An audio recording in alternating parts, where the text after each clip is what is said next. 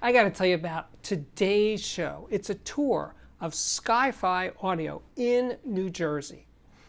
They sell a lot of vintage stuff, but the owner, Fernando, he took some time away from his busy duties to show me, well, pretty much everything.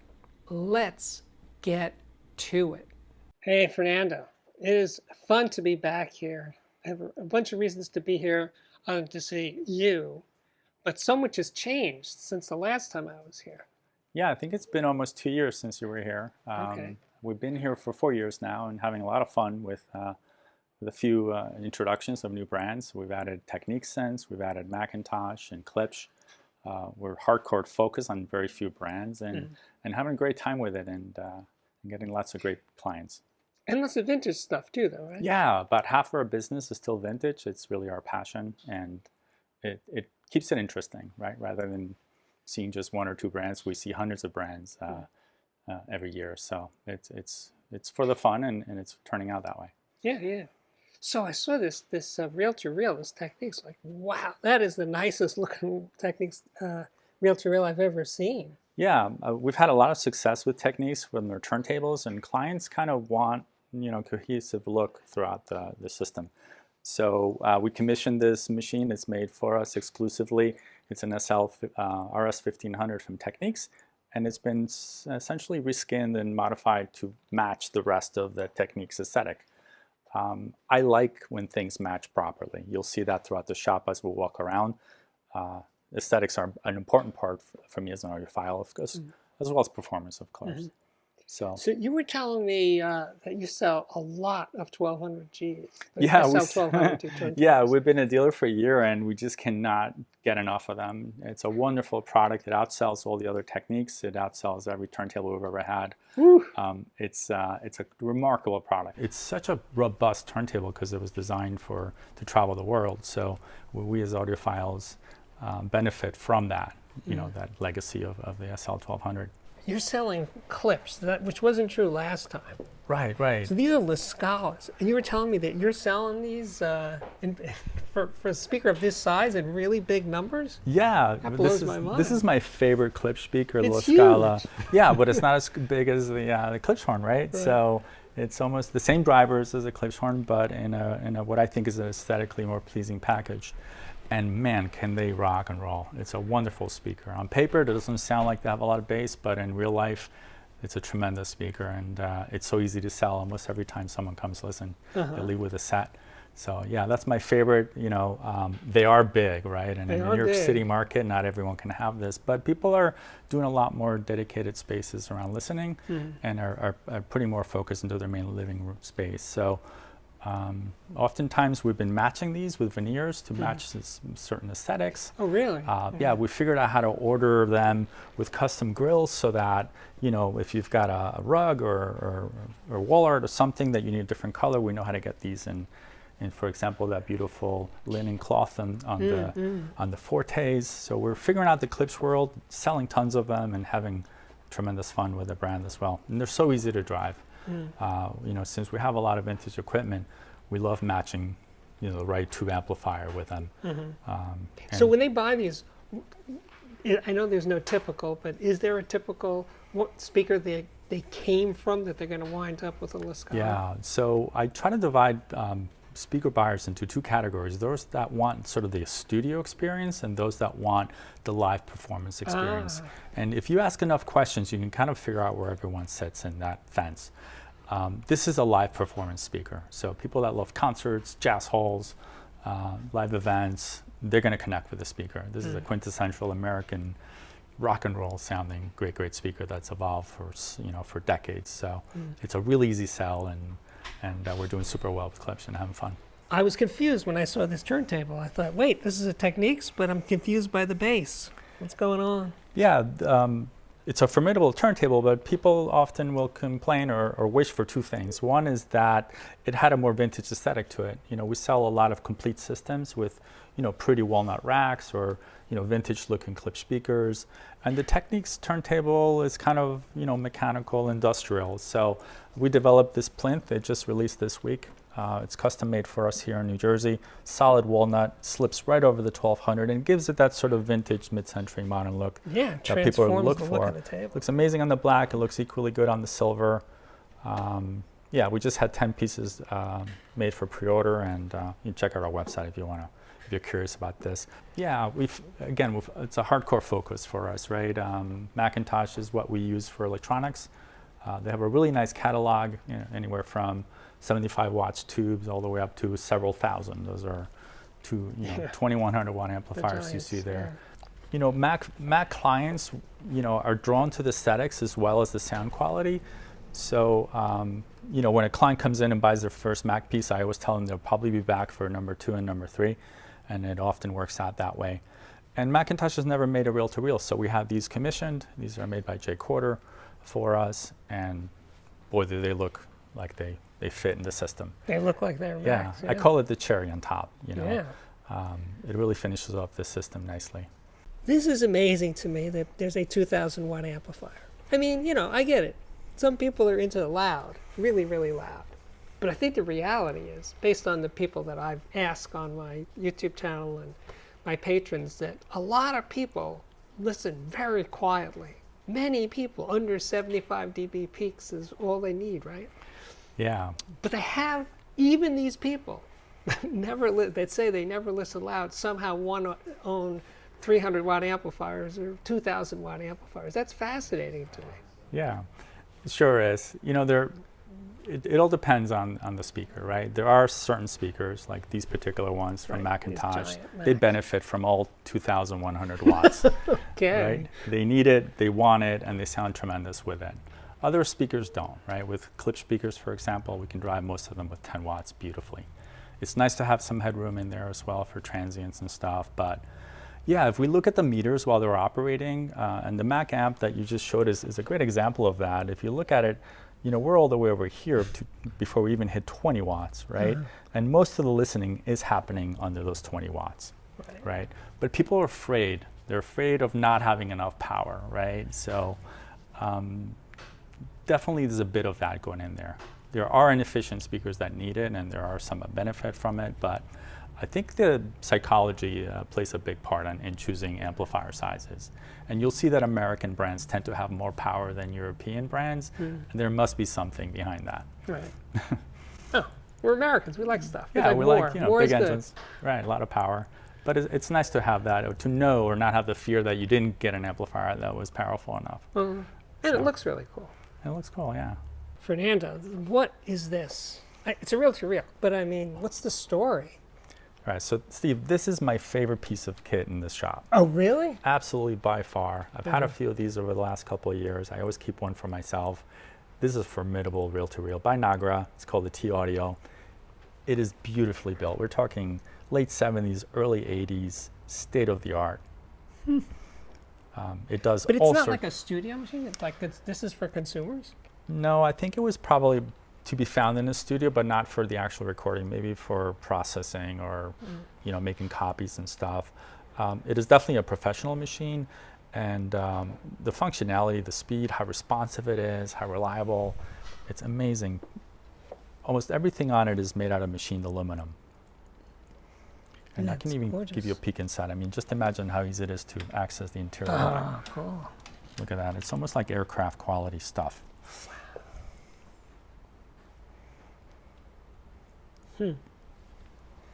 Right. I'm an engineer, right? So whenever I see, I can appreciate the internals, the construction, the selection of parts, and this is about as good as it gets. And gorgeous. And super reliable on top of it. So we're able to buy these and put a little love into them and get them back out into the market. And so people that are into reel-to-reel are really into reel-to-reel. Do they wind up getting more than one machine? Not typically. I sort of find two types of buyers: those that are really into it and will make recordings and buy pre-recorded stuff or masters and things. And then there's a lot of clients that just want the aesthetic. They bought a system and they want something to finish it off, and they love the look of it. They'll buy maybe 2 or 3 tapes. Maybe they'll make a couple of tapes themselves, when they want to show off the system. But it's more of like a lifestyle thing for a lot of people. But they're great at recording. I mean, it's really the best music format. pre-digital, it's better than an LP and better than any other cassette or any other tape format. So, a quarter-inch tape running at, 30 IPS or 15 is actually a really high performer. Yeah. I mean, I have a good friend that has one, and I got to say, he has a really good turntable, ARM cartridge, and phono preamp, but his reel-to-reel sounds better. I bet. And I did not by, a bigger difference than I would have imagined. Yeah. So, of course, to me, the thing I don't understand about reel-to-reel is I'm thinking like me, right? But there's not that much music to be had on reel-to-reel. It's still, there are severe limitations. Yeah. But for the people that do it, it's like, they have other formats, CD and LP to play, to have a wider selection of music, but there's just something that draws people to reel-to-reel. Yeah, it's very aesthetic, right? It's the most aesthetic piece in a system, right? So a lot of people are drawn into the aesthetic of it, and obviously the performance is there to match. There are more and more recordings every year, so there's media available, and that's driving the Acoustic market. Sounds is doing stuff. Right. That's driving, and there are very few machines being made new, so that's why people come to us for fully restored machines. So the market's there. It's not massive, but it's there. We also have clients that have really special records that they want to transfer to something more durable, and they don't want digital, right? So this is the best way to kind of rescue or capture a record as purely as possible without having to go in digital domain. This takes me back, because I used to sell cello at Sound by Singer, and at that point, the amplifiers and stuff, this is before all that. It was just the cello, the palette, the equalizer, and the preamp version of it. I think that's all that existed then. And it was really fantastic. It was incredible. Incredible looking and a really cool toy. These were $10,000 then. And this is at least 35 years ago. Yeah, this is probably my second favorite piece of gear in the shop. This palette comes in two flavors. There's an equalizer, and then there's an equalizer preamp. This is the preamp version as well. So you've got all the same features, but also a bunch of inputs. So you can use it as your own. Again, beautifully built, solid aluminum, highest quality components. And they're on vertical boards, right, inside? Yeah, there's all chassis, made with boards inside. And this would have been often installed with really long cables by someone's couch. Yes, on the floor. It would sit on a little acrylic stand on the floor, and it would give. I'm sure there's a piece of marketing somewhere where it's a picture of someone sitting on their couch, adjusting the equalizer while they're listening to the system. Yes. So a beautiful piece. This will likely go to a studio. They're actually still using these in music studios, to put the signal through them and just perfectly equalize the music. So we bought this entire cello system just for the palette because we love it. So, but there are some wonderful amps. This is, for example, just below it. If you pull back a little bit, there's a 2-chassis monoblock. This is called the Performance 2. So we have 4 of these, and then we've got over here are the duets, which are stereo, several 100-watt amplifiers. Again, industrial looking, but also very nicely built and still relevant today. And these are Class A? No, these are ABs, and we'll service these and get them all ready to go. And it's still a pretty cool system. This was part of a home theater system, must have been in the early 80s or 90s, because it was really a 4-speaker surround sound system. Oh, really? Okay. So if you flip around, there are some towers over here. This would have been, these are these black towers right here, these giant things here. Sorry. Right, talk about early line arrays. Right. Wow. I think these are called the Grand Stradivari.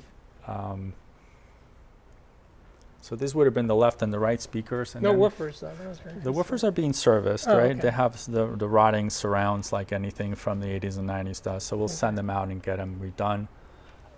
And then over here, if you down there, those are the surround speakers. Oh, okay. So it must have been part of a 4.0 early surround system. I'm not sure what the processor was because Cello never made one, but it was definitely a theater setup. That's why we have so many channels of amplification. Right. This was all one system.